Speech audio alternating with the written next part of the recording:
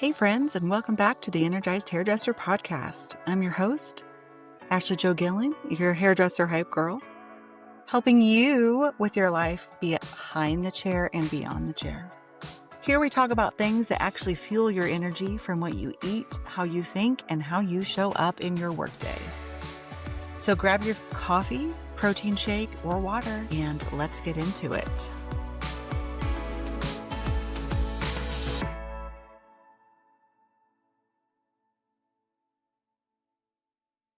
So we're going to talk about something today. The power of movement and why it's not just about weight loss. Okay. Kind of fun because exercise I think exercise kind of gets a little bit of a rap, you know? So most of us think that exercise is something that you do to burn calories and lose weight, right? Especially if you're under 39, you can just do some cardio and,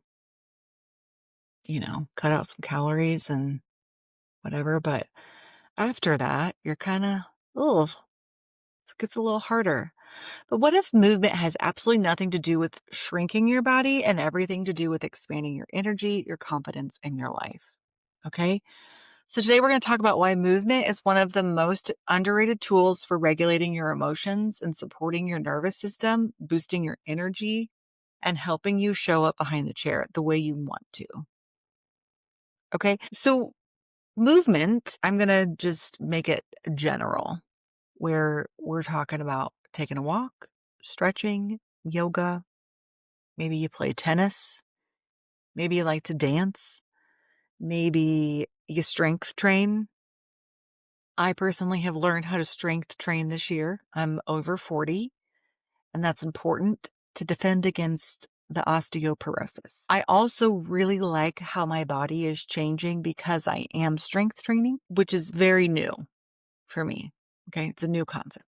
So as stylists, we've been conditioned to believe movement is something that you earn after eating or something you get to do to change the side of your body. But movement is the most accessible form of self-regulation. Movement is medicine. It's not punishment. Okay. And the benefits of movement have really nothing to do with weight. And I want to change your mindset, right? This is not I'm not a fitness buff.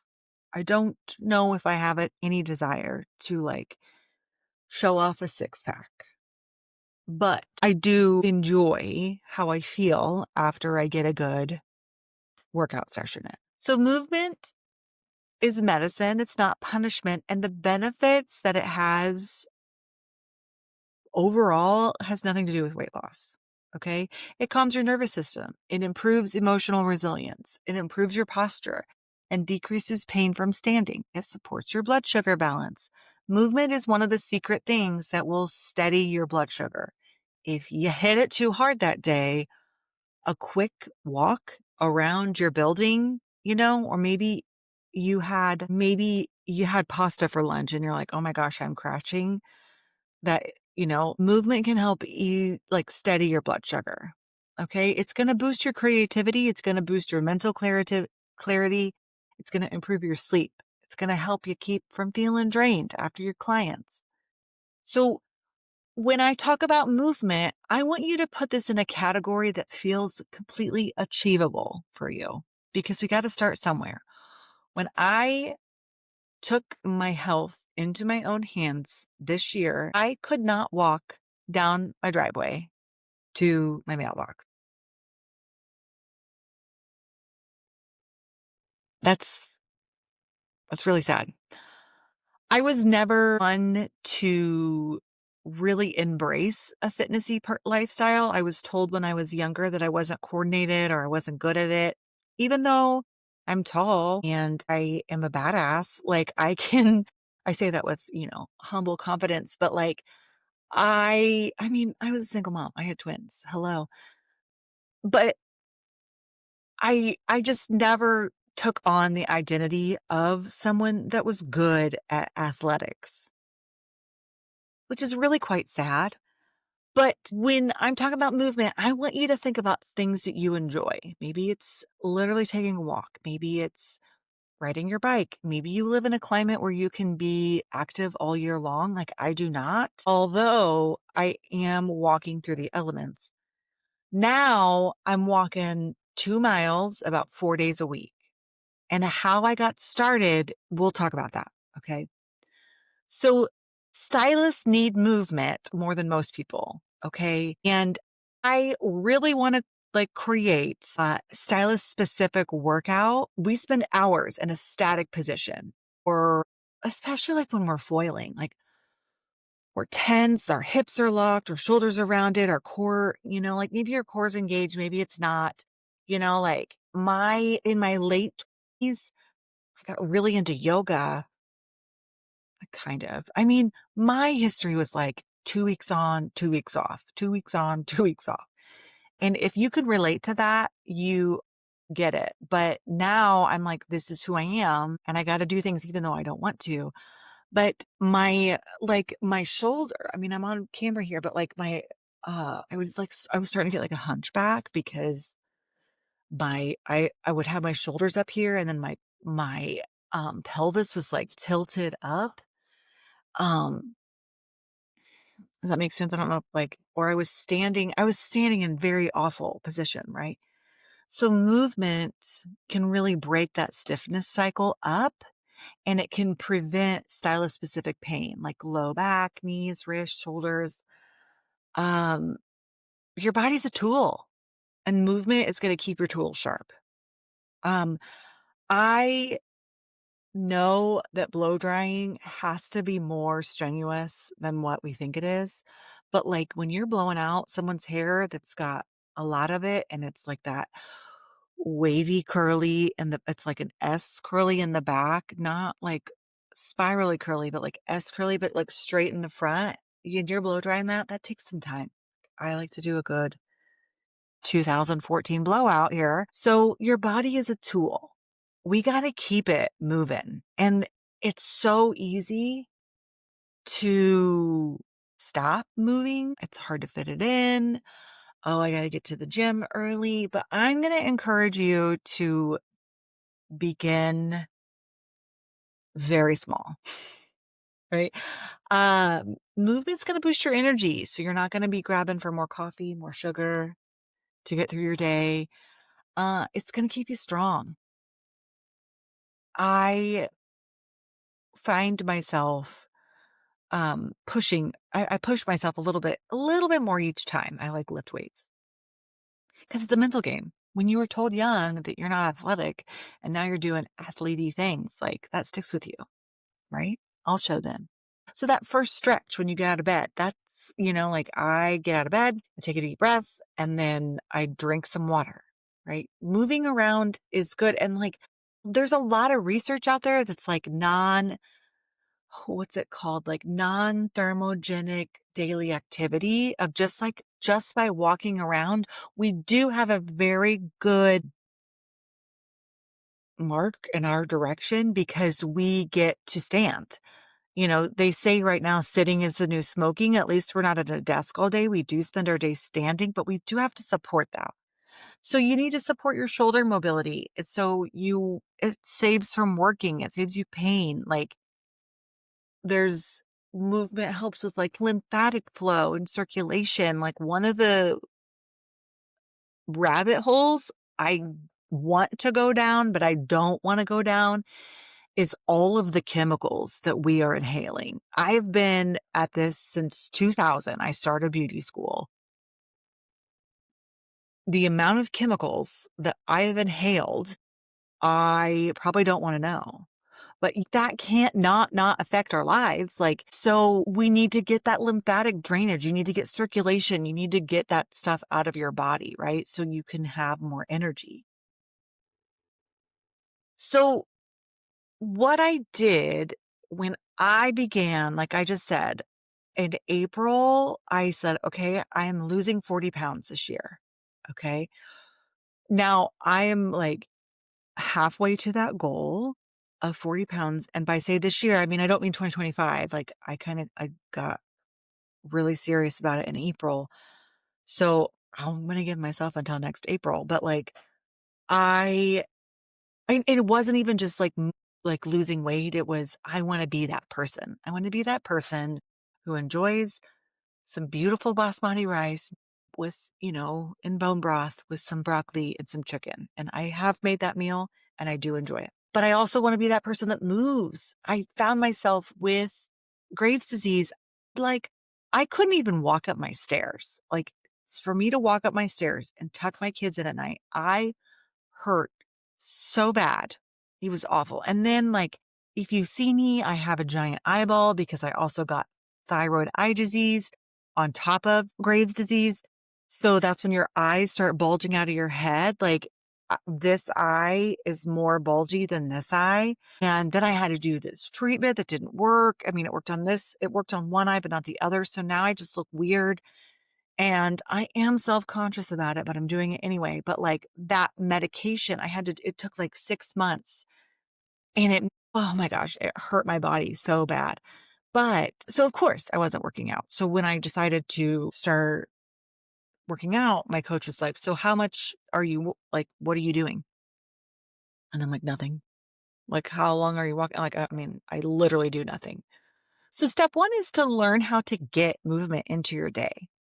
Where are pockets of day? And like I find in the beginning, doing a shorter amount daily is going to be more approachable than like every other day, right?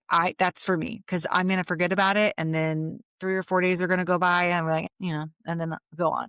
But I started with 15 minutes every day. And then I found walking to be what I enjoyed more than yoga.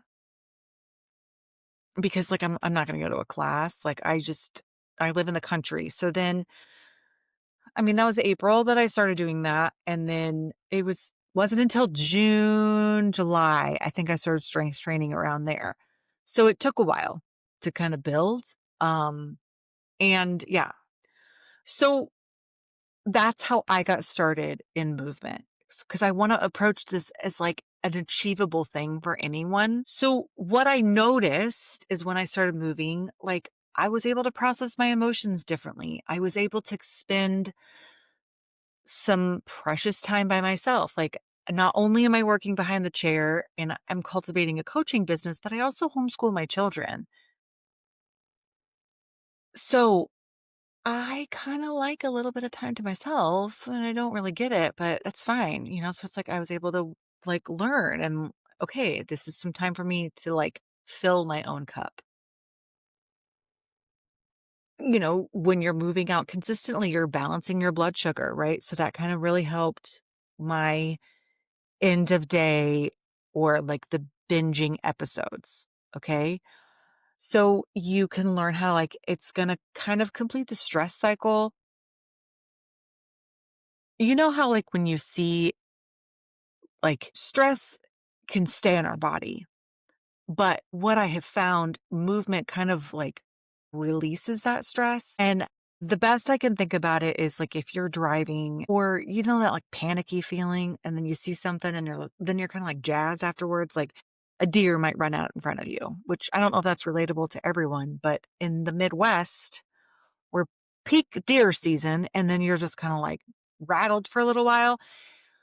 Well, like an animal would like kind of shake it out, right? Or you'd see an animal kind of shake their body. Um, I have found movement to kind of release that stress cycle. I don't even know if you can see this on video. But like I'm shaking my hands out. So when you've been tense all day behind the chair, movement can really break that up, right? It interrupts those like thought loops and it builds confidence. When you start out with 10 minutes a day, every day, you're like, wow, I kept a promise to myself, you know? So movement is more about stabilizing your mood, and I'm here for that. Done. End of sentence.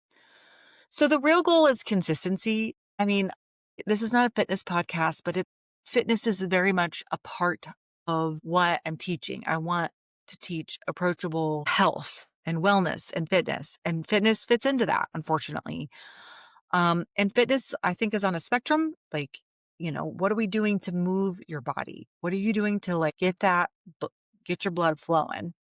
So it's about becoming someone who moves, not someone who tries to work out or hits it so hard that you can't sit down the next day. But I'm just like, how are we going to make movement become a part of our wellness routine? And how is that going to work for you? So you don't need a 6-day gym routine. I am working on lifting heavier. I have a set of dumbbells at home. Like I work out at home, have a gym in our house, and like that's what my husband wanted. So I was like, okay, babe. So walking counts, stretching counts, strength training counts, pushing your kids' stroller counts. So movement that supports your lifestyle. So consistency always beats perfection. The very first time, one of the first classes that I learned when I was becoming certified as a coach is like, it is better to do one push up every day than 100 push ups once and none again for a long time. Okay.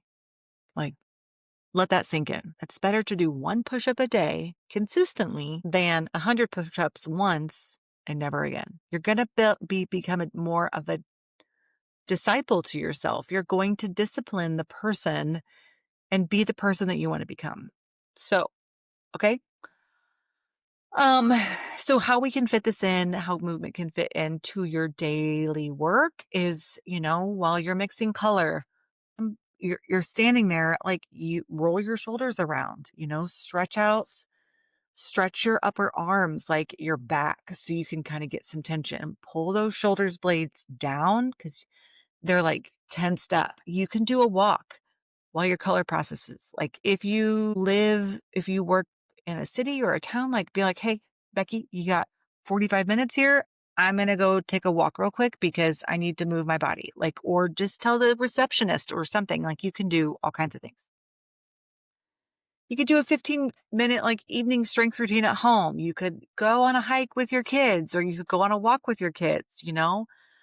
There's so many ways that you can build movement in. The goal of this is just to encourage you to do it.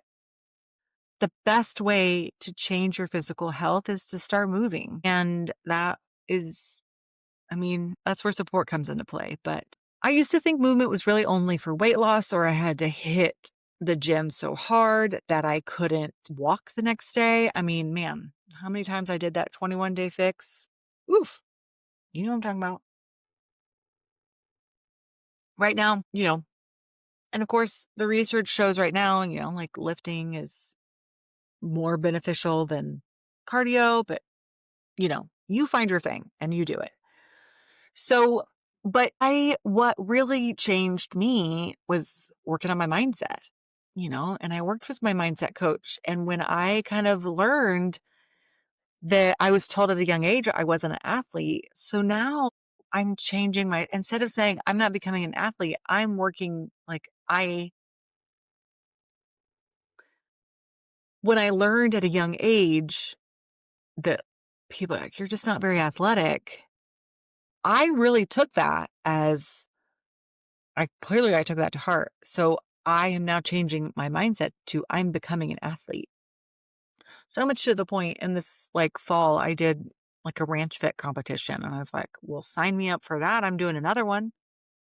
So, and lifting weights has changed my like confidence. It's just a part of my weekly routine. It's not exciting. It's just like Monday, Wednesday, Friday, I'm going to lift weights. So I just build it into my routine. Okay. Walking has supported my overall just clarity.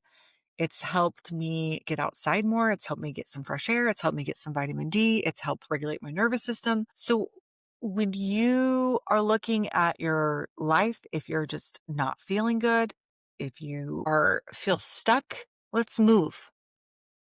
Let's set a goal to start moving your body. Okay.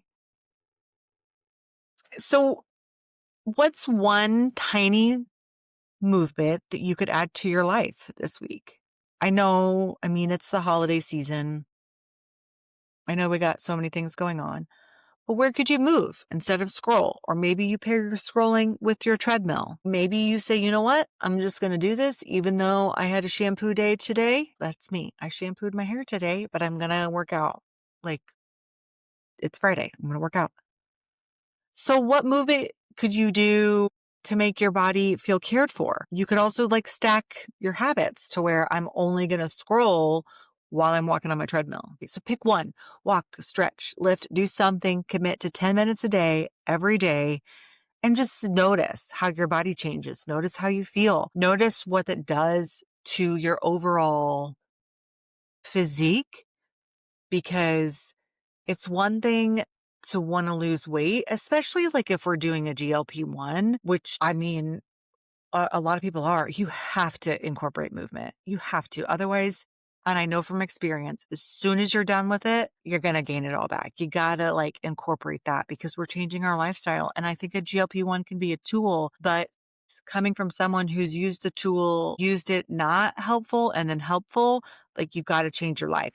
And if you are doing a GLP-1, there is research that it improves muscle, like mobility, like you can lift the weight better, right? So there's lots of good things, which whatever. So I want to hear how this episode is resonating. I want to like, if you struggle with movement, um, let me know. Send me a message.